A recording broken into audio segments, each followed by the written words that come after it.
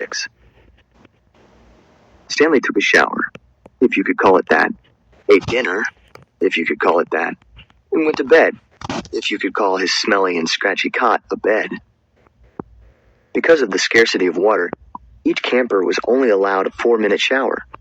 It took Stanley nearly that long to get used to the cold water. There was no knob for hot water. He kept stepping into, then jumping back from, the spray until the water shut off automatically. He never managed to use his bar of soap, which was just as well because he wouldn't have had time to rinse off the suds. Dinner was some kind of stewed meat and vegetables.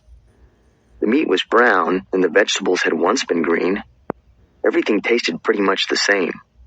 He ate it all and used his slice of white bread to mop up the juice. Stanley had never been one to leave food on his plate, no matter how it tasted. "What'd you do?"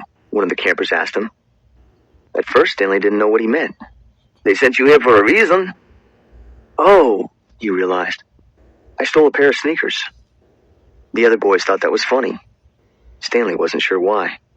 Maybe because their crimes were a lot worse than stealing shoes. "From a store, or were they on someone's feet?" asked Squid. Neither," Stanley answered. "They belonged to Clyde Livingston." Nobody believed him. "Sweet feet?" said X-Ray. "Yeah, right." "No way," said Squid. Now, as Stanley lay on his cot, he thought it was kind of funny in a way. Nobody had believed him when he said he was innocent. Now, when he said he stole them, nobody believed him either.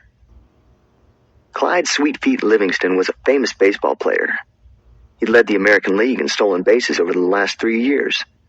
He was also the only player in history to ever hit 4 triples in one game. Stanley had a poster of him hanging on the wall of his bedroom. He used to have the poster anyway. He didn't know where it was now. It had been taken by the police and was used as evidence of his guilt in the courtroom. Clyde Livingston also came to court. In spite of everything, when Stanley found out that Sweetfeet was going to be there, he was actually excited about the prospect of meeting his hero. Clyde Livingston testified that they were his sneakers and that he had donated them to help raise money for the homeless shelter.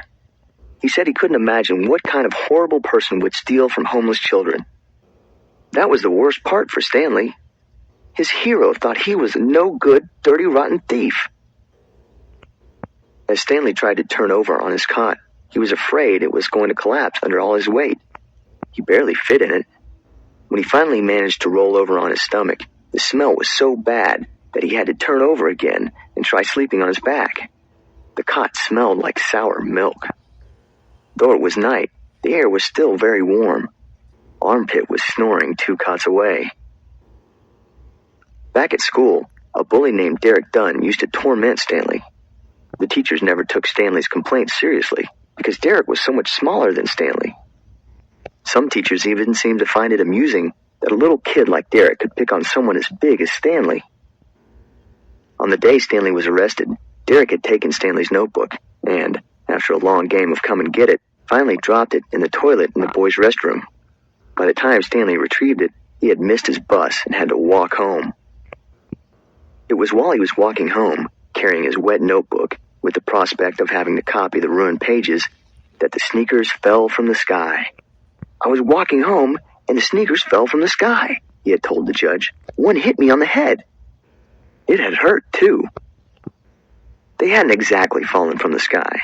He had just walked out from under a freeway overpass when the shoe hit him on the head.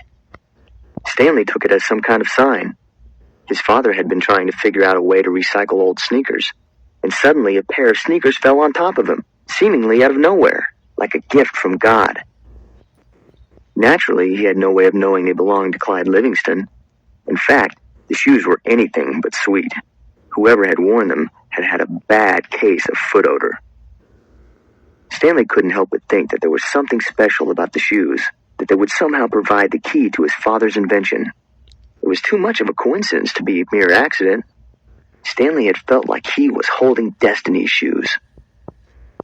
He ran. Thinking back now, he wasn't sure why he ran. Maybe he was in a hurry to bring the shoes to his father, or maybe he was trying to run away from his miserable and humiliating day at school. A patrol car pulled alongside him. A policeman asked him why he was running. Then he took the shoes and made a call on his radio. Shortly thereafter, Stanley was arrested. It turned out the sneakers had been stolen from a display at the homeless shelter. That evening, rich people were going to come to the shelter and pay $100 to eat the food that the poor people ate every day for free. Clyde Livingston, who had once lived at the shelter when he was younger, was going to speak and sign autographs. His shoes would be auctioned, and it was expected that they would sell for over $5,000.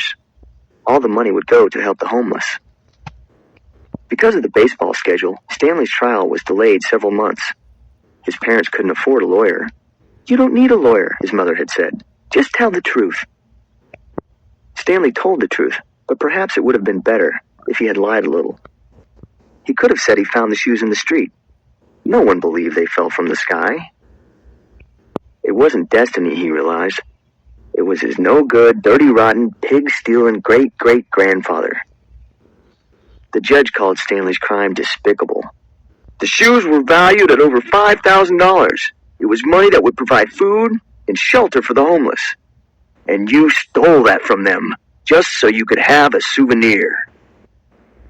The judge said that there was an opening at Camp Green Lake, and he suggested that the discipline of the camp might improve Stanley's character.